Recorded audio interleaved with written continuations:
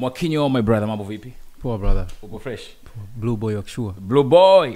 Nimekuja Tanga 96.1. Karibu tena brother. Bana, kwanza pole kwa misukosuko ambayo umekumbana nayo. Asante sana bwana, ndio tunasema mwanaume achagui matatizo. Ya kukabiliana nayo au ya kuyapata. So kwa hivyo yote atakavyokuja na umeumbwa mwanaume inabidi ukabiliana nayo. Okay. Iwe ya kwako au sio ya kwako.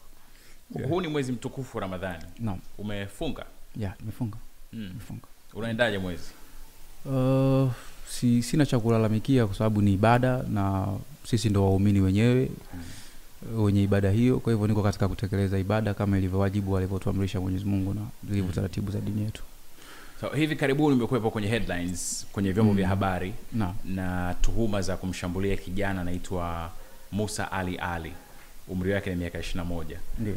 Kabla ya kwenda kwenye tukio lenyewe ningependa kufahamu kama unafahamiana naye. Maana anasema mnaishi kwenye mtaa mmoja wa Sahara. Kwanza nichukue nafasi hii kumshukuru Mwenyezi Mungu kwa kuweza kuwa salama mpaka leo. Kulingana na kile nilichokuwa nikihusishwa nacho na watu. Nitumie nafasi hii ya pekee kuwashukuru washabiki zangu wingi ambao walikuwa na subra kwa wakati wa tatizo lote na hawakutia comment yoyote mbaya mpaka wasikie kitu kutoka kwangu. Lakini pia nitumie nafasi hii kuwashukuru washabiki zangu ambao wamekuwa wakinitetea kila wakati kuhusiana na huu mjadala na ambao hawakupata nafasi hata ya kusikia nitasema nini, aidha ni kweli nimefanya au sikufanya. Lakini pia nitoe pole na kuomba radhi kwa familia ya kijana aliyepata mtihani huo katika swala lote linaloendelea, kwa sababu mwisho wa siku hakuna familia inayofurahia matatizo juu ya kuwa ni ya kwetu binadamu. So natoa pole kwa wote na kila aliyoguswa katika hilo. Naam. Okay. So unafahamiana na yule kijana? Kusema kweli mimi lifestyle yangu pale mtaani kwangu marafiki wengi wa kwangu ni ambao wananifuata nyumbani, sio nawafuata kwao. Kwa hiyo ni ngumu sana kuweza kujua watu mmoja mmoja wa mitaa mingine, isipokuwa wale ambao wamenizunguka na ni watu wazima ambao nikitoka huwa tunasalimiana tunakuendelea na shughuli zangu. Kwa hiyo itoshe kusema simfahamu au hatufahamiani. Okay.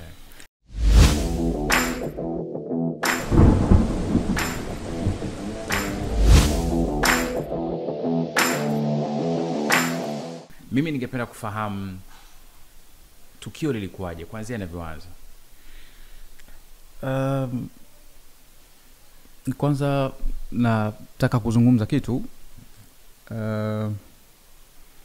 Hili tukio ni la wizi kweli, limefanyika nyumbani kwangu.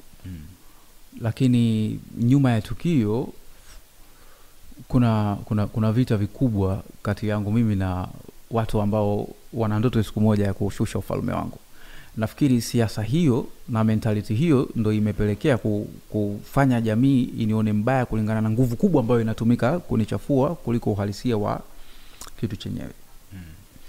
Mimi nimezaliwa Tanga, ni mtu hapa na naipenda sana nature ya mkoa wangu. Lakini nitakueleza kitu kimoja Millard. Tanga ni mkoa ambao una watu wenye elimu kubwa sana ya kumjua Mwenyezi Mungu, tofautisha na mikoa mingine ya Tanzania.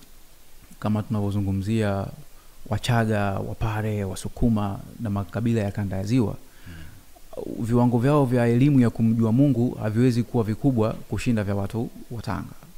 Lakini tofauti ya wenzetu wa kanda ya Ziwa na sisi ni kwamba wale imani zao ni za kweli na mapenzi yao ni ya kweli kwa watu wao. Sisi watu wa huku pwani ya Tanga, imani zetu sio za kweli na mapenzi yetu ni ya kinafiki. So kwa kuwa wenyewe kwa wenyewe hatuwezi kupendana, definitely hatuwezi kupenda watu wengine. Mfano mwingine naokupa, mtu wa kanda ya Ziwa akisikia yupo mtu anataka kumdhuru ndugu yake wa damu, aima kumuua au kumfanyia kitu kibaya, maana yake mtu wa kanda ya Ziwa anaweza kuwahi kumdhuru yule mtu kabla hajamfikia ndugu yake, au anaweza kumtahadharisha ndugu yake kwamba kuna mtu mbaya anataka kukudhuru, jihadhari naye. Tofauti na watu wa pwani ya Tanga ni kwamba mtu akisikia kuna adui anamuinda ndugu yake amuue, ndugu anatengeneza ukaribu na yule adui ambaye anataka kumuua ndugu yake, na kama itoshi atamuelekeza namna anavyokula, staili anayolala, sehemu wanaopatikana, lakini atamwambia tu sitaki watu wajue chochote kama mimi ndio niliyokuambia.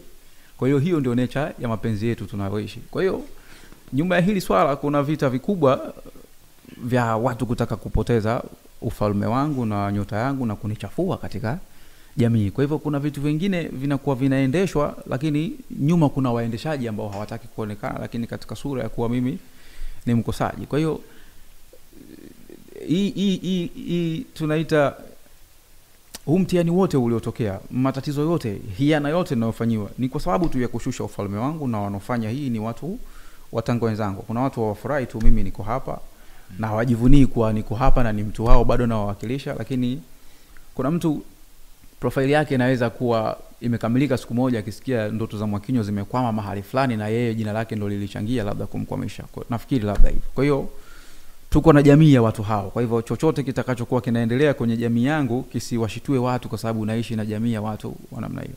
Okay. Yes.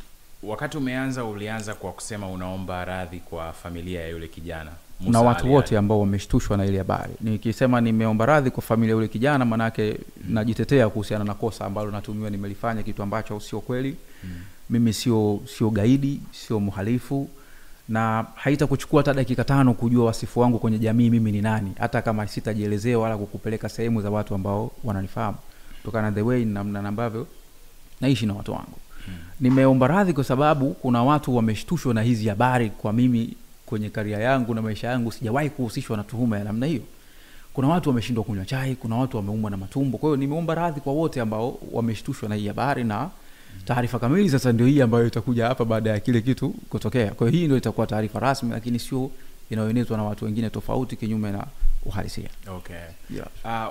Wakati unaomba radhi kwenye familia yake pia ulisema unaamini hakuna familia ambayo inapenda kuona mtoto wao anaingia katika matatizo kama vile. Na umekaa polisi kwa siku kadhaa. Ni kitu ambacho pengine kibinadamu, unajua wakati mwingine mtu anaweza kama amekukosea kweli, ukaingia huruma, ukawaza kwa namna nyingine.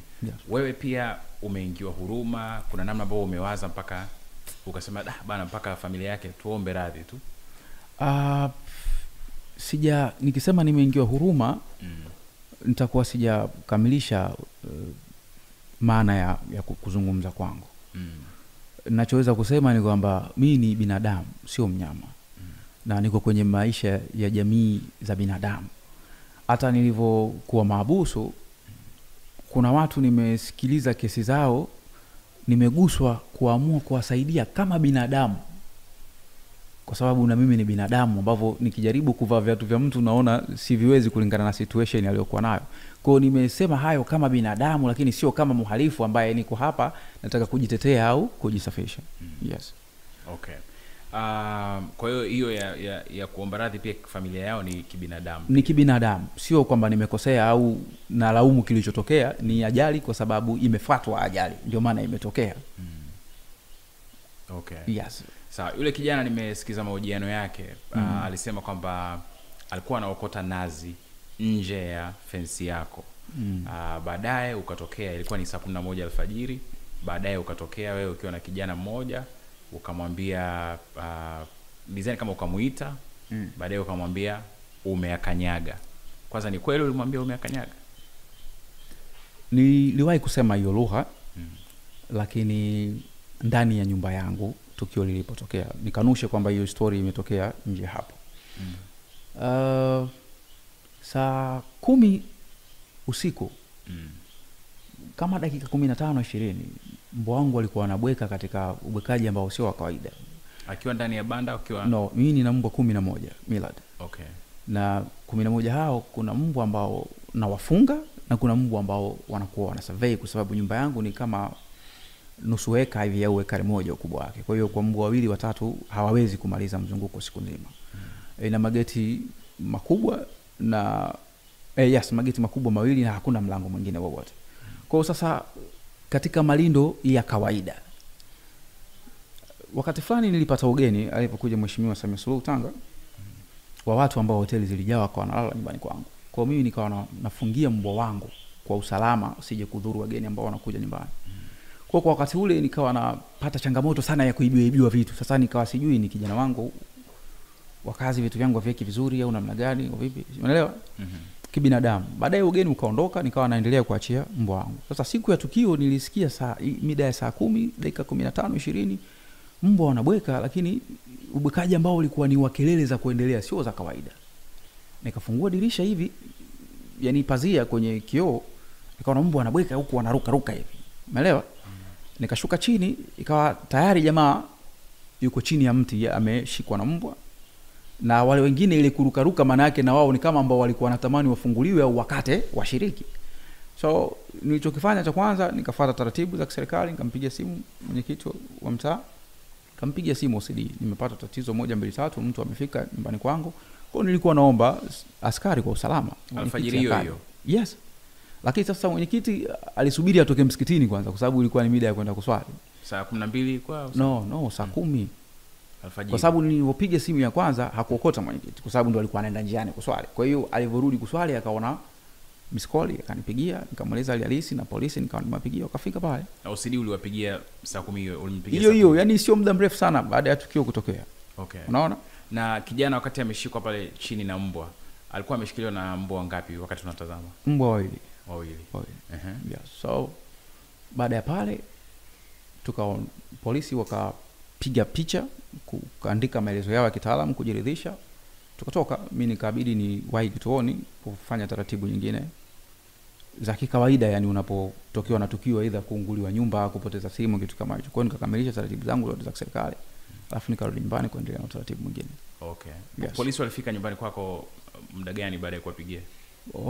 Walikuwa doria. Kwa hiyo nafikiri ilikuwa ishatoka kule kwenye saa 10 ya kiza sana. Kunaenda kwenye kupambazuka, yani kwamba hakuhitaji tena tochi. Lakini mwenyekiti ndo alikuwa mtu wa kwanza kufika kabla ya polisi. Na hata mwenyekiti alipomulika na tochi akasema simtambui huyu, sio katika watu wangu. Ndio kauli ya kwanza alizungumza. Na baada ya muda kidogo akafika askari wakamchukua tuka. Okay. Na wakati huo alikuwa amejeruhiwa vibaya sana. Vibaya sana. Okay. Kwenye mahojiano yake yeye anasema kwanza alikuwa anaokota hizo nazi nje ya fence. Na wewe ukatokea ukiwa na kijana mmoja, ukamchukua, ukampeleka nyumbani ndani kwako. Nikimchukua wakati huo alikuwa amelala au? Yeye anasema ulimchukua, hakuzungumzia specifically katika mazingira gani. Mimi ni mtu safi sana kwenye jamii yangu, na wewe tumeishi mbali, lakini ni mtu unanielewa kwa namna fulani mimi ni mtu wa aina gani. Tukio limetokea nyumbani kwangu, nimempigia simu mwenyekiti na polisi, wote wamekuja nyumbani kwangu. Kwa hiyo taratibu ya kuwa kuna namna nyingine tofauti lilitokea, labda ni tukio linalohusu mtu mwingine na sio hilo ambalo nalizungumzia hapa. Lakini kama interview hii inanihusu mimi na ndo natakiwa kusikilizwa mimi kulingana na ninachotuhumiwa nacho, ni kwamba tukio limetokea nyumbani kwangu, uani kwangu. Of course najaribu na yaleta ya kwake hapa kwa sababu ni kuweka pande zote mbili. Yeye alipata nafasi sana ya kuzungumza, wewe haukupata nafasi ya kuzungumza. Kwa hiyo tunajaribu kuoanisha. Kwa hiyo kwa kifupi ni kwamba umesema hukumpeleka ndani kwako. No. Kwa namna moja ama nyingine mikono yako ilihusika kumwadhibu? Mikono yako wewe au ya watu wako uliokuwa nao? Hapana, kwa sababu kwa muda ule mimi nilikuwa mtu wa kwanza kuelewa kuona kinachoendelea. Na katika kitu sisi kinatubana sana kwenye kazi zetu, haturuhusiwi kutumia mikono nje ya ulingo. Ambayo ingeweza kuwa hatari zaidi ya mbwa kama ningeweza kufanya hivyo. Kwa hiyo huwa najikanya sana kutumia mikono unapotokea situation yoyote ile ya kufanya hasira au kitu kama cha aina hiyo mbele yangu. Yes. Sawa. Na wakati polisi wanakuja kumchukua, alikuwa anajitambua? Hapana. Wakati mwenyekiti amekuja, yule kijana alikuwa anajitambua? Alizungumza, nafikiri sikumbuki alizungumza nini na mwenyekiti, lakini ilikuwa ni kwa muda mchache tu, alafu hakuweza kuzungumza tena. Kwa ujumla hali yake ilikuwa mbaya. Honestly, yani alivyokuwa anaonekana hali yake ilikuwa mbaya. Yeye anasema amepigwa sana. Sana, na anasema cha kwanza alikuwa nje ya fence, akachukuliwa akapelekwa ndani, amepigwa. Na ndio maana amekuwa akitoa ushuhuda huyo. Kwa hiyo inamaanisha atakuwa ana mahali anapindisha ukweli wake. Sasa mimi najaribu kuzungumza, lakini kutokana na situation ambayo ilikuwepo kwa wakati wote ambao nilikuwa niko mahabusu, wakili wangu Tumaini Bakari amelishikilia hili swala katika taratibu hizo. Kwa hivyo hata uzungumzaji wangu ni wa mipaka, sitakiwi kuzungumza zaidi kulingana na situation ilivyo, na nilipewa nafasi baada ya kumuomba yeye aniruhusu niseme japo kidogo kukata kiu ya washabiki wangu ambao kuna wengine wanataka kuona nimeposti niko hai, kuna wengine wanataka kusikia na mimi nimesema. Kwa hiyo neno langu la mimi kusema kuwa niko hai, sihusiki na tuhuma hiyo, ni rumors tu pamoja na chuki tu. Kuna watu wanataka kutumia kama hizo opportunity kushusha ufalme wangu. Kwa hiyo taratibu za kimahakama zinaendelea, swala litakapokuwa tayari tunaweza tukaliongelea kwa uwanja mpana zaidi, lakini kwa sasa nikanushe kwamba sihusiki na tuhuma hiyo na sijawahi kuwa binadamu mnyama wa kiasi hicho. Na hata baada ya kutoka mahabusu niliona vitu vingi mtandaoni, nikawa naonyeshwa na watu. For honestly, mimi nyumbani kwangu nikifungua geti nikitoka asubuhi, nikitoka mazoezi na kwenda kwenye mitikasi yangu town, sina mitikasi na rudi home. Jirani yangu ninayemjua ni mama mmoja mtu mzima. Jirani yangu wa pili kuna mama mwingine naye mtu mzima, huwa tunasalimiana kila nikipita. Kutoka nyumbani kwangu mpaka kwenda kijiji cha watu wengi zaidi ni kama viwanja 5 vya mpira ndio ufike huko, ambapo unaweza kufikisha zaidi ya miaka 3 sijaenda wala sina kinacho nipeleka. Kwa hivyo hata watu wanaohusishwa kuwa ni majirani zangu wamenikataa kwenye video ni watu ambao mimi siwafahamu, sijawahi kuwaona mahali popote. So na hizi ni propaganda zinatengenezwa kunifitinisha na jamii au kushusha ufalme wangu, lakini kiuhalisia sifahamu mtu wa aina yoyote wala jirani yoyote zaidi ya wale ambao nawaona pale kila siku. Samahani sana kwa kukatisha. Nimeona nikukumbushe tu kwamba kampuni ya Marekani ya viatu ya Skechers ina maduka yake Dar es Salaam. Moja lipo Mlimani City na lingine Aura Mall. Utavikuta viatu amazing vya mazoezi, vya kutembelea kama hivi, vya watoto na vya wakubwa. Haya, endelea na habari yako. Ulivyosema ulivyokuwa nyumbani ulimuona chini amekamatwa na mbwa. Ilikuwa ni ndani ya eneo la fence yako ama nje ya fence? Ni ndani ya fence yangu, lakini chini ya mti. Kulikuwa na mti mlimao, chini ya mlimao. Maana yeye anasema hakuruka fence, alikuwa ni nje ya fence yako. Sijui, labda inawezekana tunabishania kitu ambacho ni utaalamu wa elimu. Kuna mtu unaweza kana bishana na wewe lakini hajui fence maana yake ni nini. Lakini mlimao uko ndani ya fence yangu. Yes. Nazi kwako zina thamani? Huwa unazitumia ambazo ziko kwenye miti? Nyumbani kwangu mimi na kwa jumla nina minazi kama 8 mpaka 10. Ambapo kimsingi mimi vitu vingi ninavyopika havitumii nazi kwa maisha yangu. Kwa sababu natumia sana mafuta na kuchoma vitu sana na samaki mnaona posti yangu, umeelewa? Kwa nazi kwangu ina nafasi ndogo sana kwa sababu mimi nakula sana ugali na samaki pengine na kachumbari tu peke yake. Kwa nazi mimi kwangu sio mchongo. Yaani kuna kuwa na nazi pale mpaka zinaanguka zenyewe zinaharibika, washikaji zangu wanakuja wanatafuna na miogo, yani hivyo.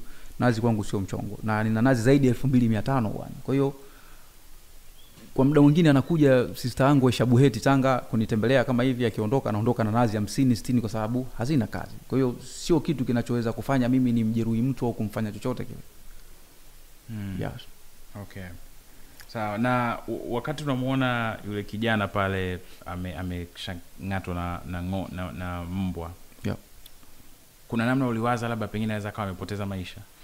Sikuwaza hivyo kwa sababu mbwa wangu huwa anawatrain kila siku. Na wanajua cha kufanya kukutana na situation yoyote ngumu. Kwa hiyo nilikuwa najua kitu cha kutokea. Lakini ni kiusalama nilitamani wafike wale watu ambao wamepewa muhimu katika jamii, tukimaanisha askari na viongozi wetu wa mitaa. Kusudi kusije kuwa na story tofauti na uhalisia uliotokea. Okay. Sawa. Kwenye fence yako nyumbani kuna upenyo wote ambao unaweza kuruhusu mbwa kutoka nje ya fence? Niko pale kwa miaka 5 sasa miladi na mbwa wangu hajawahi kutoka nje ya fence kama sijaruhusu watoke. Okay. Yeah. Sawa. Unasema ulikwenda polisi baada ya kuripoti kwa OCD? Yes sir. Na mwenyekiti alikuja nyumbani? Yes sir. Lakini baadaye ikasemekana kwamba Mwakinyo anashikiliwa na jeshi la polisi Tanga. Kati ya kuripoti na mpaka unashikiliwa kuna utofauti wa siku ngapi au saa ngapi? Tukio lilitokea tarehe 3 kuamkia tarehe 4 saa 10 alfajiri. Jumamosi nakumbuka sawa. nimekaa Jumapili, Jumatatu, Jumanne, Jumatano, Alhamis ndio nikapata simu ya polisi. Kwa hivyo utashangaa hata watu wanaohusishwa kutishia uhai wangu kwenye mitandao. Nilikuwa na swali, kuna msikiti jirani pale na tunaswali na watu wote kwa siku zote 5 hizo mfululizo. So kama ni jambo lilikuwa na ukweli, mimi sio mtu mzuri kwenye jamii, ingepaswa itoke habari kwa Mwakinyo ameuawa baada ya kufanya tukio la kionevu. Na imagine askari hawakuja kunikamata. Walinipigia simu, bwana kuna taarifa ya 1 2 3. Wakaja nyumbani kwa taratibu zao za kiaskari, wakapima kulingana na ukubwa wa tukio lilivyokuwa linaelezwa. Wakapima kwenye nyumba yangu kutokana na kilichoelezwa. Hiyo ni siku ngapi baada ya tukio kutokea? Nafikiri siku ya 5 ndio alikuja polisi kupima. Siku ya 5 polisi kupima. Baada ya hapo tukarudi, nikaitwa kituoni, kaenda pale, basi ikabidi kukaa lock up kutokana na sheria za serikali, na ni muhimili wenye mamlaka yake tofauti na sisi, na inabidi tutii sheria. Okay. Yes. Na polisi walikuambia kwa sababu gani wanakuweka lock up? Kusema kweli, kuna siasa kama nilivyokueleza. Mji watu wananitafuta sana katika namna nyingi tofauti. Kwa sababu askari nao ni watu. Ni sehemu ya majukumu yao, lakini kama kuna kitu hakiko sawa, wanaona hii haiko sawa. Kuna wakati unafika mtu anakuuliza, au Mwakinyo kuna kitu cha tofauti umekifanya nje ya hichi? Mbona yani haifanani kwamba wewe ndio uwe umemuonea mtu afu wewe ndio uwe wa kwanza umekuja polisi, inawezekana vipi? Umeelewa? Lakini haya kwa sababu ni taarifa na ni sehemu ya kazi, inabidi wao watii na mimi nitii kwa usalama wangu pengine labda. Yes, lakini kusema kweli sikujua na shikiliwa na nini, na hata wao hawakujua na shikiliwa na nini, kwa sababu mimi ndio mtu wa kwanza kufanya mambo yote yale kituoni na kufuata taratibu za serikali na vitu kama hivyo. Lakini ndio maana nikatanguliza kusema maneno yale kwamba mji wetu una aina hiyo ya watu ambao kuna watu wanatamani siku moja kuangusha ufalme wangu. Lakini sasa sijui kwa nini hawaoni kama kuna njia nyingine nyingi, kama mtu yani nimsaidie tu mawazo ambaye ameshiriki kwenye hili swala kwa namna moja au nyingine. Mimi ni mtu na tegemeana sana na jamii. Na watu wangu na watu wasiokuwa watu wangu pia. Kwa hivyo sipendi kufitinishwa na jamii katika namna ambayo sio nzuri. Miladi, nitakueleza kitu. Mimi ni katika moja ya binadamu ambao sitamani siku moja nikiwa sipo duniani kuwe na maskani itazungusha pikipiki kufurahia kuwa mimi nilikuwa kero kwao. Unaelewa? Natamani niishi duniani ikitokea siku nimepoteza uhai wangu, kuna mtu ajilaumu kwa alikuja makaburini lakini hakupata bahati ya kushika jeneza langu. Kwa hiyo inanifanya nisione sawa kwangu kuwa na matabaka ya watu wa aina yoyote. Yani ni bora watu wawe tatizo kwenye maisha yangu au kikwazo kwenye maisha yangu kuliko mimi kuwa kikwazo kwenye maisha ya watu wengine.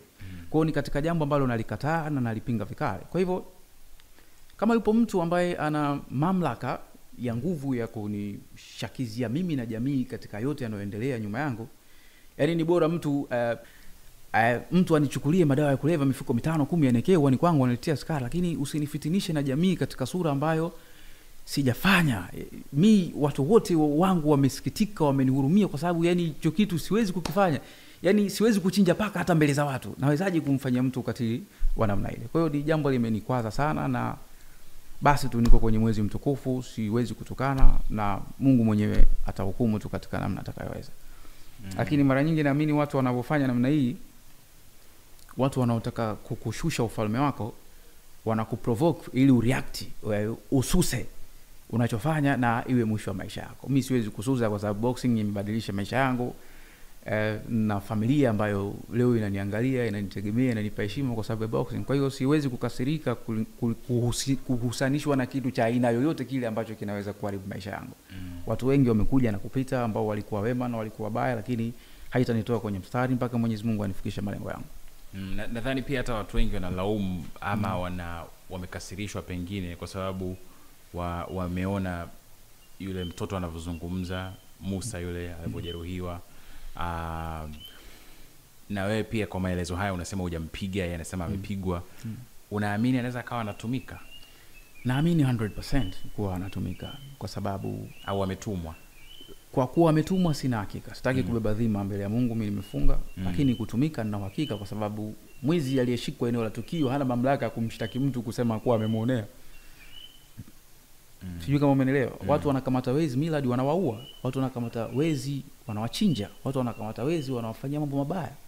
Mimi sikuchagua kuwa aina hiyo ya mtu, lakini leo ndio imeonekana kuwa zaidi mbaya kwangu, lakini kwa sababu kuna watu wanalichochea hili swala na lengo sio tu kwa sababu ni mwizi amepata huo mtihani, lengo ni kwa sababu tu kuona itafika mahali itakuwa kukiwa na pambano la Mwakinyo hakuna mtu anataka kumuona, hakuna mtu anataka kumsikia, lakini kwa Mungu haiendi hivyo, kwa sababu Mungu aendeshwi na hisia za watu, na mimi nimesimama kwake, na mimi kuna wakati atapita yote, atakuwa story.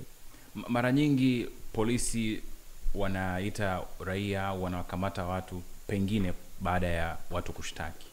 Hii ya kwako ya kuitwa polisi ni kutokana na watu kushtaki au mtu kushtaki, au ni polisi waliamua kukuita baada ya kuona mitandaoni?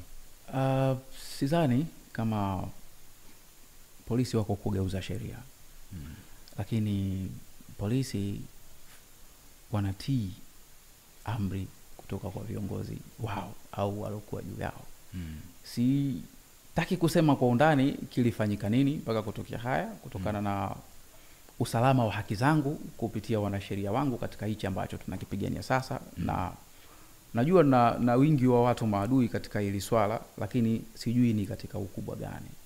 Unajua wakati mwingine inakupa muda mzuri wa kufanya vizuri ikiwa unajua unakumbana na watu wangapi usiku, aidha 5, 6, 10 unakuwa umejipanga. Kwa hiyo najua nina maadui nyuma, lakini sijajua ni wa aina ngapi na wana uwezo mkubwa kiasi gani wa mamlaka na akili kiasi gani. Kwa hiyo nakuwa na limit ya kuzungumza kila kitu kwa sababu ya usalama wa haki zangu baadaye, kwa sababu mbali na yote yanayoendelea bado mimi ni mtu muhimu katika maisha ya watu wengine na jamii yangu pia. Okay. Na siku ambapo polisi walikuita ukaenda, ulitoa maelezo? Nilitoa maelezo, lakini ilikuwa tayari nimeshatoa maelezo. Kwa hivyo ni kama vile umeitwa kituoni alafu umefika, wao wenyewe hawajui umekuja kwa sababu gani. Ulikaa kwa muda gani kabla ya kuingizwa mahabusu? Kwa kawaida tunaishi kijamaa na askari. Kwa hiyo wanaamini sio mfungwa au mtuhumiwa ambaye anaweza kukimbia, cha kwanza. Kwa hiyo naweza kuwa niko lock up, lakini naweza kupata nusu saa au dakika 20 za kupiga nao tu stories za kawaida, alafu baadaye ndo. Kwa hiyo ni watu nao wananipenda, ni washabiki zangu pia wako upande wangu, na wamekuwa wakinihurumia na kunipa msaada wa karibu sana kila nilipokuwa nikihitaji chochote au hata mawasiliano na watu wa karibu yangu. Na hata wakati ambao alikuwa anakuja wakili wangu Tumaini Bakari, walikuwa hawamwekei uzito wowote wako. Kwa hiyo ni watu tulikuwa tukiishi kama family, na katika maneno yao makubwa walikuwa wakiniambia ni mtihani tutavuka, kwa sababu kwenye maisha ya kiume ni vitu vya kawaida kama hivi kukutana nao. Kwa hiyo ilinifanya pia nisijione ni mhalifu au ni mtumiwa, nilihisi tu katika wakati mzuri kama sehemu ya kujifunza kwenye maisha. Yes. Okay. Kama nimekusoma vizuri, kwa siku ambayo umekwenda mara ya pili polisi haukutoa maelezo yoyote? Sikutoa maelezo kwa sababu niliyotoa mwanzo yalikuwa hayabadiliki, ni yale yale. Okay. Yes. Na walikuambia pengine labda kuna mtu amekuja kukushtaki hapa bana, kwa hiyo inabidi hapana. Na mimi ni mtu mwenye hekima sana Millard. Yaani nikiambiwa nifanye kitu huwa sileti maana tofauti. Yaani nikiambiwa nisimame siwezi kukaa, nitasimama. Na pamoja na umaarufu wangu wote, nikienda sehemu inabidi kununua miogo ya kukaanga unye chai ukae foleni, na mimi ndo mtu wa 50, nitasubiri mpaka mtu wa kwanza amalizike afike zamu yangu. Sipendi kukatisha watu kwa ukubwa wa nafasi yangu. Kwa hivyo mara nyingi nimekuwa ni mtu wa kutii kile ninachoambiwa kutokana na mamlaka au wakati ambao nipo muda huo.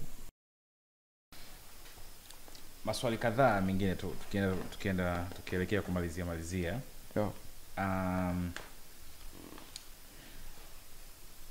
Tukirudi kwa mfano kwenye video ambazo zimesambaa mitandaoni, hii ni nafasi ya kipekee tumeipata, na naamini pia tukisikia upande wako itakuwa salama zaidi. Mtaani wanasema umeshawachoma watoto na pasi. Ndio. Kuna matukio kama 3 wanasema. Wanasema waliripoti polisi, hamna. Jambo la kwanza alikufanywa kazi, jambo la pili alikufanywa kazi, tukio la 3 pia alikufanywa kazi. Kuna ukweli kiasi gani? Kwa sababu wanasema, kwa mfano kuna mama mmoja alisema watoto ni wa roho, wanajulikana ni watoto. Kwa hiyo Mwakinyo hajui au hatambui kwamba hawa ni watoto, pengine kuna namna ambavyo ya kudili nao. Ni kweli umeshawahi kuadhibu watoto kwa pasi? Nikanushe hii shutuma ambayo nashutumiwa nayo Millard. Na kama nilivyokueleza na ninavyoieleza jamii kwamba mimi majirani zangu wengi ni wale ambao nawaona nikitoka, kwa sababu mimi sio mtu wa kuchanganyikamana na watu wengi kwa muda mrefu. Yani vigenge maskani. Watu wengi wangu wa karibu huwa wananifuata wao nyumbani. Nimeibiwa wakati wa nyuma pia mwanzoni, lakini kila wezi ambao nilikuwa nikiwakamata pale wote niliwapeleka polisi, na ushahidi wa rekodi za rabii zangu upo. Lakini huwa hatufiki hatima ya kesi kwa sababu ni watoto wa kimaskini. Vitu vingine wanavyovichukua ni vitu vidogo sana. Kwa hiyo napoitwa na mtu wangu wa heshima kuniombea kuwapa dhamana au kufuta kesi kwa watoto ambao wazazi wao hawana kitu, na mimi nimelelewa na mama ambaye alikuwa hana kitu, inanijia hisia za kibinadamu na kuona hakuna haja ya yani sitajisikia vizuri kuwa nimemfunga mtoto wa mtu miaka 2-3 kwa sababu kaniibia kitu kidogo, pengine labda njiwa, kuku au kitu kama hicho. Umeelewa? Kwa hiyo huwa naachana navyo. Kwa hivyo inawezekana wakawa wanapuuzwa katika shutuma wanazozipeleka polisi, sio kwa sababu mimi nina nguvu kuliko vyombo vya sheria au vyombo vya dola. Ni kwa sababu mimi ndo nakuwa mtu wa kwanza kupeleka taarifa kwa kila kinachotokea nyumbani kwangu. Kwa hiyo wakati mwingine ukigeuza story inawachanganya wale polisi kukuona usiriasi wako uko mkweli kiasi gani, kwa sababu kwa nini kama wewe umeonewa uchelewe kufika kuliko wale kukuonea. Kwa hiyo nafikiri hizo nyingine ni tuhuma ambazo unahusishwa nazo na sizijui, na asilimia kubwa ya watu waliokuwa wakishadadia hili tukio sio majirani zangu. Jirani yangu ni mama na ambaye geti lolote nitakalotokea lazima nimuone akiwa anaosha vyombo.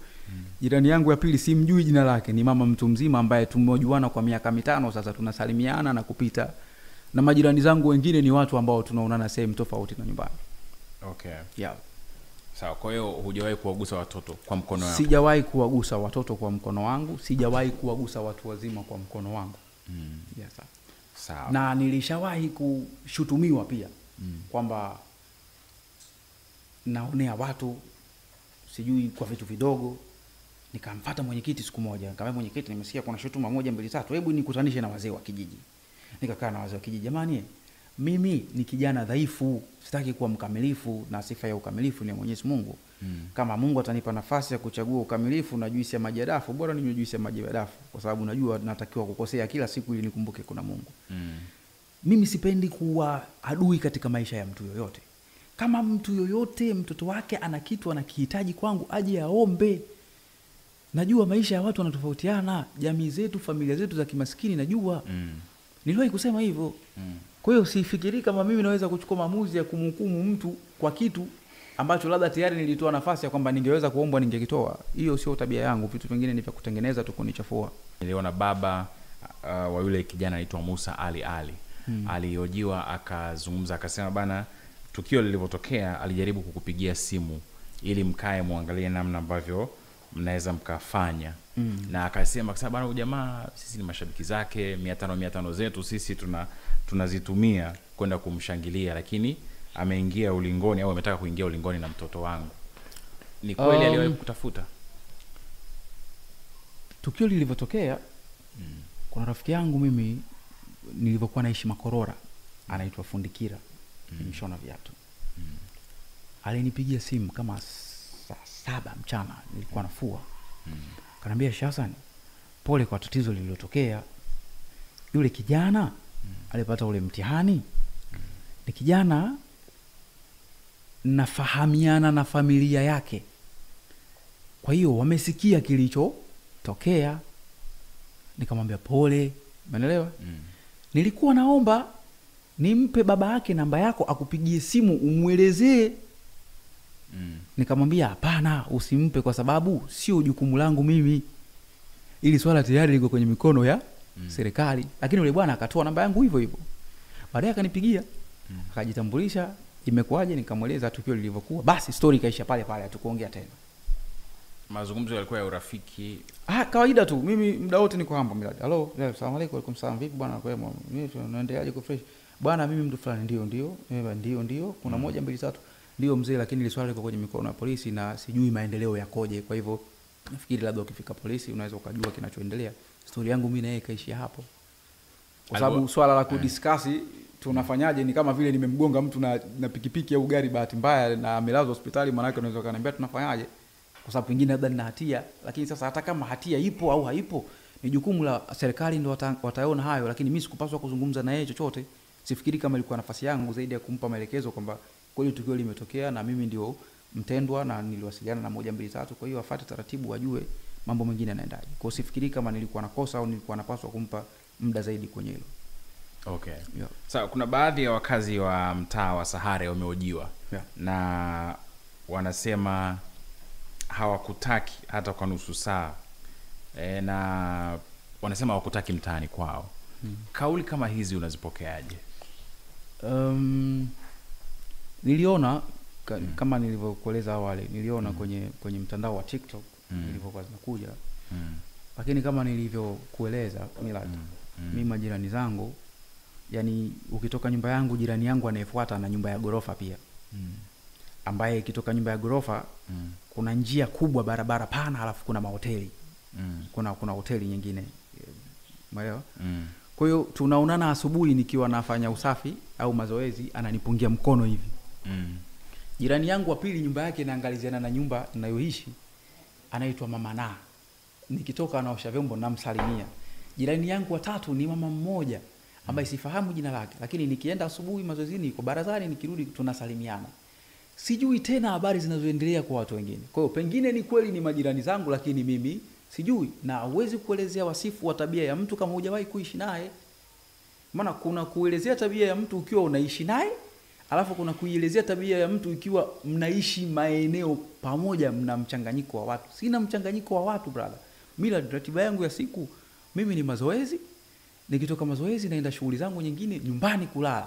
Sina kitu cha kufanya, siendi mahali pengine popote kwa sababu sipendi kujihusisha na magenge, sipendi kuingilia vitu ambavyo naona sio faida kwenye career yangu, na napenda kujiepusha zaidi na vitu kwa sababu najua nina watu wanaonitafuta zaidi kwenye maisha yangu.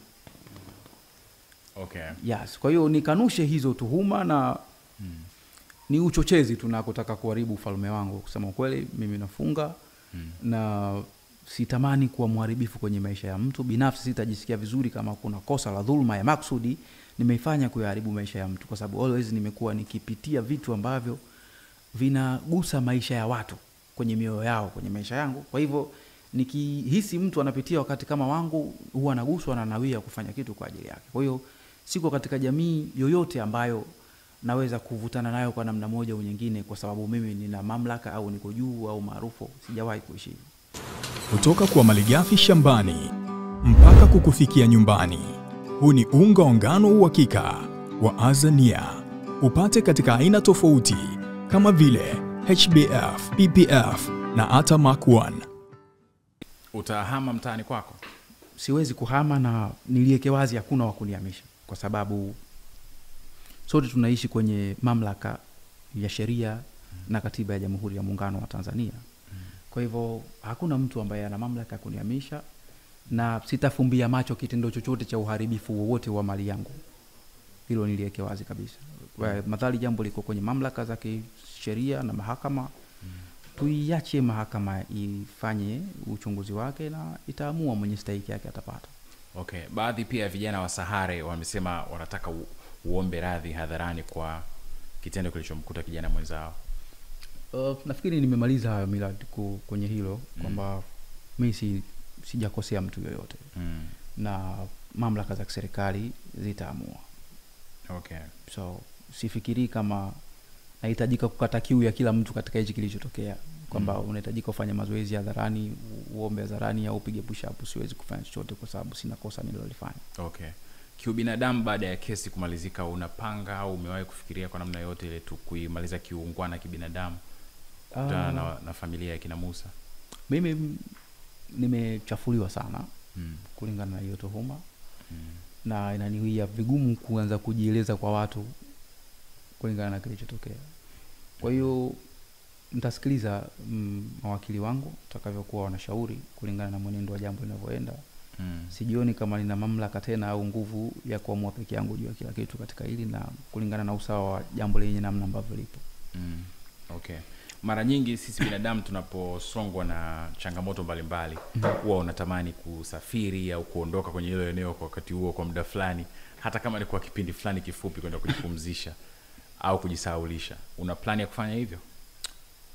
Kueleza kitu Millard, mimi kwenye maisha yangu ni mtu ambaye sichukuli vitu personal kabisa. Kabisa. Yani kile kisa cha mtoto wa mfalme nilichokutolea ndio naishi nacho kwenye maisha yangu yote. Naamini hakitokei kitu chochote kwenye maisha ya mtu kama Mungu hajataka kitokee.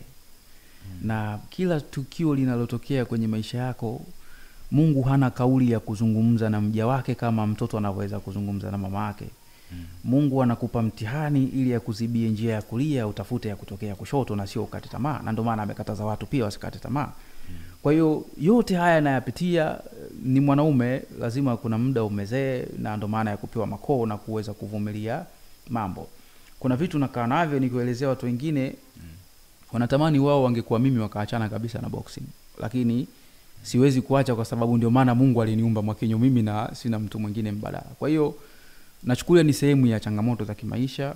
Na moja ya maneno yako siku moja uliwahi kusema kuna gharama za umaarufu za ustaa lazima ulipie, ambazo gharama zenyewe ndio kama hizi, kwa sababu tunapata ofa nyingi kwa watu tunaowapenda na wanaotupenda, lakini hatuna tunacholipa kwao. Kwa hiyo kuna wakati lazima utikisike pia kukupima imara ya watu, kukupima uimara ya watu uliokuwa nao nyuma yako. Kwa hiyo nafikiri ni katika sehemu ya kunijenga, sijaliweka moyoni, sitafanya nitoke hapa niende sehemu niache shughuli zangu kwa ajili ya kufikiria. Nafikiri sijakuwa kwenye makozi hayo. Na pia nimekueleza Millard, kuna watu wana matatizo sana. Watu wengi wanaopenda kusaidia watu kwenye jamii wanaamini yatima ndo wanahitaji msaada zaidi kuliko watu wengine. Lakini mimi mentality yangu na wao kwenye kutazama hivyo vitu iko tofauti.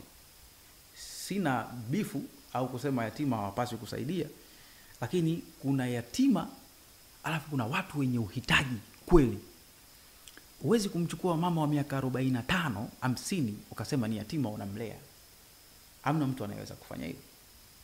Yatima wote wana vituo vyao, na kila kituo cha yatima kina mdhamini wake. Lakini kuna watu ambao sio yatima lakini hawajui watakula wapi. Yatima ni vituo ambavyo wanaweza wasile mara 3 kwa siku, lakini haiwezi kupita siku kakosa kabisa, watapata jambo kidogo. Kuna baba na mama na mtoto ambao wanaweza wakakaa siku 3 nzima hawajui watakula nini wala watakula wapi, na hawana mtu wa kumwambia. Kuna watu wameumbwa hawawezi kuyaelezea matatizo ya nyakati wanazozipitia. Kumtambua yatima ni rahisi kuliko kumtambua mtu mwenye uhitaji. Naweza kutoa mfano nisinukulike vibaya. Leo ikitokea amekufa kaka yangu Ridhiwani Kikwete, akaacha watoto wake, atakuwa ameacha watoto mayatima, lakini sio maskini. Hela zinazozikaliwa na wajomba, lakini wakawa wanapelekwa shule wanasomeshwa. Lakini leo kuna mtu yuko Bandalawani pale anachemsha uji asubuhi anakunywa na maembe, hamwambii mtu. Kwa hiyo watu wanaona watoto wamenawiri wale, baba yao na mama yao wanatafutia kula, hawana neno, watakula tu. Kwa sababu wanaamini baba na mama wanaliweza, lakini sometimes unaweza kukuta watu nao uwezo hawana, na sio wote wenye hali hizo huwa wanaweza kusema.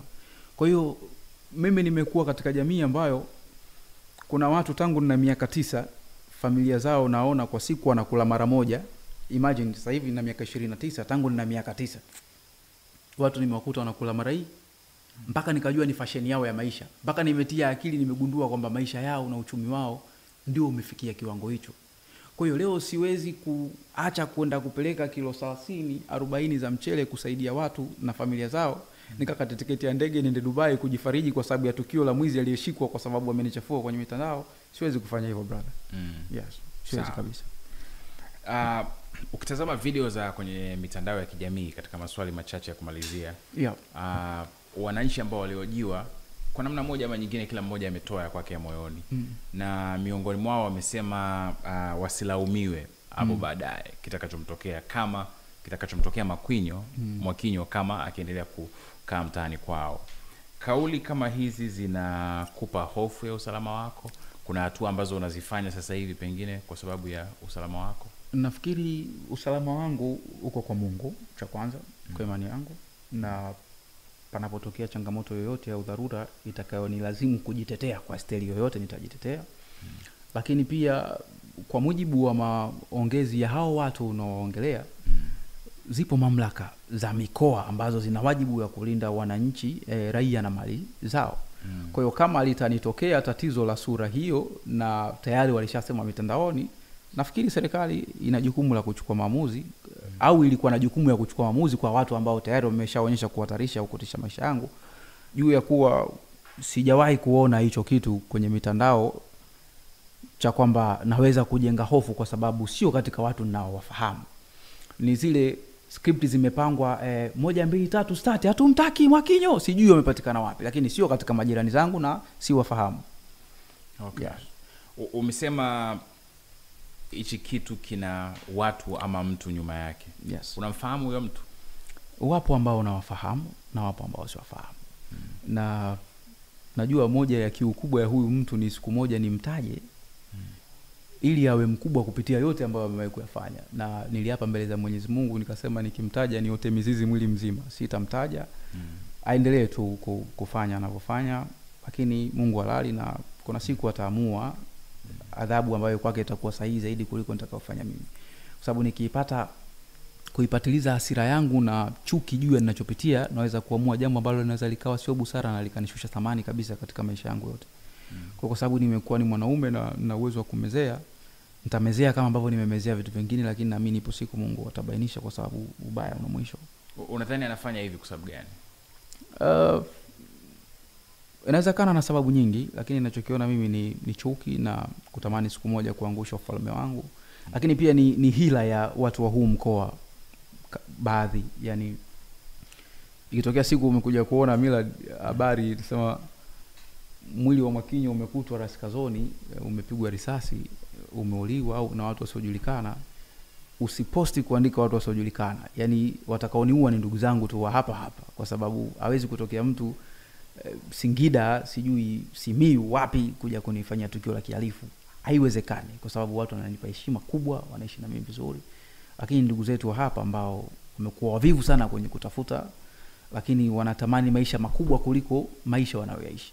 Kwa stage hiyo anaweza kukufanyia kitu chochote kibaya ili kuona siku moja walau anaweza kuishi japo robo ya maisha unayoishi. Kwa hiyo hilo nalifahamu na najua aina ya watu ambao wanaishi nao. Haujawahi kuwaza kuishi nje ya Tanga, pengine Dar es Salaam kama baadhi ya watu maarufu wanavyofanya, kama umeshagundua pengine baadhi ya watu kwenye jamii yako wanachuki na wewe? Chuki sio kitu unachoweza kukiepuka Millard. Kwa sababu chuki haitengenezwi, ipo ndani ya maisha ya watu. Kwa hiyo haitanifanya kwa salama mimi kuwa Dar es Salaam wala sehemu nyingine yoyote. Haitanifanya nipunguze chuki kwenye moyo wa watu. Kuna watu wamewekeana visasi miaka 30 iliyopita na wakadhuriana kwa sababu ya vile visasi. Kwa hiyo kisasi cha mtu au chuki ya mtu kwa mtu haiondoki kwa mtu kutoka mahali pamoja kwenda mahali pengine. Mungu peke yake ndo anaweza kuwanusuru watu wao kutokana na usalama na umuhimu wa hao watu kwenye kumpambania majukumu yake kwenye jamii kama ambavyo mimi nimekuwa nikifanya. Kwa hiyo nafikiri hilo la kudili na watu wengi linaweza kuniweka katika sura ambayo Mungu ataniepusha na mitihani mingi pamoja na dua za watu wengi ambao wako nyuma yangu. Lakini kuna wakati utafika nitaondoka katika maisha haya na nitakuwa katika maisha mengine, lakini sio kwa sababu ya shinikizo la maneno ya watu au kwa kuiogopa chuki, kwa sababu sio kitu ambacho unaweza kukibadilisha kwa maandishi. Okay. Inaonekana Dar es Salaam inaonekana kama ni nyepesi, rahisi. Hata ukiwa na mambo yako unataka kupigana London, unachukua tu mwewe dakika 0 unaondoka. Tanga ni nyumbani, umezaliwa, umekaa. Tanga pia nakula mwewe bila huwezi kuamini. Yani mimi nikitoka hapa nakula mwewe mpaka ndo mitikasi mingine. Unaelewa? Yes. Lakini pia kwa nature ya kazi yangu nahitaji sana utulivu wa akili. Nahitaji sana kufanya mazoezi, kuzingatia, na huku na watu ambao wameanza kunijua kabla sio Mwakinyo huyu wa leo. Watu ambao wakiniambia kitu hawaniambii kwa maslahi ya uchawa au kuniogopa, wananiambia reality kwa sababu hawaniogopi. Kwa hiyo nakuwa katika misingi ya kiubinadamu kila siku kwa sababu nakuwa na watu ambao nikikosea wananionya. Nikiwa kwenye maisha tofauti nitakuwa na gang ya watu ambao naweza kwenda sehemu imeandikwa hairuhusiwi kukojoa hapa, nikakojoa na watu wakanisifia, "Da mwanangu, yani unakojoa kama Zidane." Lakini wananipoteza kwa sababu ni makosa, nimevunja sheria. Lakini kuna mtu ataniambia, "Sheikh, unaona kumeandikwa hapa hairuhusiwi kukojoa, acha bwana, kojoa mimi." Kwa hiyo nataka kuishi na wale watu sana kwa sababu naamini ndio watu wanaweza kunikanya. Okay. Yes, kwa hiyo niko na watu ambao sitaki kuwa mbali nao kwa sababu naamini Mungu aliyapa maisha yangu maana kwa sababu ya wao. Kwa hiyo siwezi kuwa mbali nao hata kama siwezi kuelezea hadharani na wakina nani. Okay. Yeah. Frida anasema jamaa aliyepigwa alisema kwamba mwanamke ndani alikuwa anamtetea, anamwambia Mwakinyo, usiniletee, usifanye hayo mambo ndani yangu. Una mke, umeoa? Hapana, sijaoa, lakini pia hakukuwa na mwanamke siku hiyo. Yaani inawezekana, lakini asiwe kuwa ameongea hiyo kauli. Unasema inawezekana? Inawezekana, lakini asiwe kuwa ameongea, yaani asiwe ameongea hiyo kauli. Umeelewa? Kama inawezekana kulikuwa na mwanamke. Kwa sababu ni nyumba, tunaishi family sisi. Okay. Umeelewa? Tunaishi family. Kwa hiyo inawezekana, lakini sio kuongea hiyo kauli kuwa ameongea hivyo, hapana. Okay. Mimi naitwa Tumaini Bakari. Tumaini Bakari. Yes. Okay, na ni wakili. Mimi ni wakili wa kujitegemea, wakili wa mahakama kuu na mahakama nyingine za chini yake. Okay. Ndiyo. Kutoka kampuni gani? Kampuni ya Tumaini and Company Advocates, aliyopo mjini Tanga, mtaa wa Central na Swahili. Okay. Ndio. Sawa, umekuwa ukimtetea Mwakinyo ndio katika kesi yake. Ndio. Nini kwanza kinaendelea kwenye kesi sasa hivi?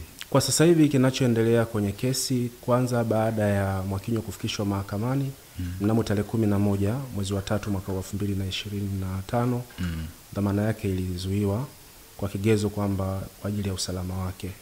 Lakini baadaye tarehe 12 tukaja kusikiliza lile pingamizi, na baada ya pale tarehe 13 mheshimiwa hakimu alikubaliana na hoja zetu, na baadaye alipata dhamana kama haki yake, kwa sababu tuhuma inayomkabili ni tuhuma ambayo ina dhamana. Kwa hiyo sasa hivi kinachoendelea ni shauri limepangwa kwa ajili ya kutajwa tarehe 27 mwezi wa 3. Wanasema upelelezi bado haujakamilika. Okay. Na utanisaidia hapo, ni kwamba anayedai kupigwa na Mwakinyo ndio alikwenda kushtaki polisi, ama mazingira ya Mwakinyo kupelekwa mpaka mahakamani yametokana na nini? Kwa ufupi, Mwakinyo yeye ameshtakiwa na jamhuri. Okay. Kwa sababu tuhuma zinazomkabili mlalamikaji anakuwa ni jamhuri kwa maana ya serikali. Ila yule mwathirika ambaye anaitwa victim, yeye anakuwa ni kama shahidi. Kwa hiyo hakuna mtu ambaye ameenda yeye kama yeye kumlalamikia Mwakinyo, ila kutokana na taarifa na baadaye taratibu za kisheria zikafanyika, akakamatwa. Baada ya kukamatwa akafikishwa mahakamani na taratibu nyingine za kimahakama zinaendelea. Okay. Kwa hiyo inamaanisha jamhuri ilimshtaki Mwakinyo baada ya kuona vitu katika mitandao ama? Ya, kwa sababu tayari kama ambavyo ilivyokuwa imefahamika kwenye mitandao kwamba kuna kijana ambaye alikuwa amelalamika kwamba amepewa madhara au amedhuliwa na bwana Mwakinyo. Kwa hiyo jeshi la polisi ilibidi limkamate Mwakinyo kwa kumuita kutokana na yale malalamiko na mambo mengine. Baada ya pale ndio ilianza uchunguzi, na baadaye wakaona kumfikisha Mwakinyo mahakamani kwa tuhuma ya dhara kubwa. Dhara kubwa kitaalamu tunaita grievous harm, kwamba amemsababishia madhara makubwa. Hizo ni tuhuma. Kwa sasa hivi kinachoendelea mahakamani ni kuja kusubiri sasa ushahidi kwamba kweli hizo tuhuma ni za kweli au ni za uongo. Kwa maana ya kwamba sasa tutakuja kusubiri upande wa jamhuri walete ushahidi wao, ili sasa tuweze kujua wanachokilalamikia kuhusiana na tuhuma anazokabiliwa Mwakinyo. Ndio. Okay. Kuna vitu gani ambavyo pengine ungependa kuwafahamisha Watanzania ambavyo inawezekana sijaviuliza watu vifahamu? Kwanza ambacho napenda kuambia Watanzania ni kwamba kila mtu anayetuhumiwa katika makosa mbalimbali, basi kuna makosa ambayo yanakuwa na dhamana kwa mujibu wa sheria za mwenendo wa mashauri ya jinai, na kuna makosa ambayo hayana dhamana. Kwa hiyo kwa Mwakinyo, yeye kama Mtanzania mwingine yoyote ana haki ya kusikilizwa, na haki ya kusikilizwa ni pamoja na haki ya uwakilishi, kwa maana ya kuwa na mtu wa kumwakilisha, kwa maana ya kuwa na wakili.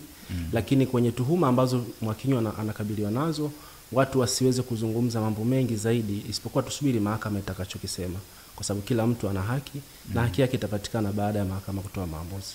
Nakushukuru sana brother. Asante sana. Asante sana. Nashukuru sana. Asante sana. Okay, shukrani sana. Okay.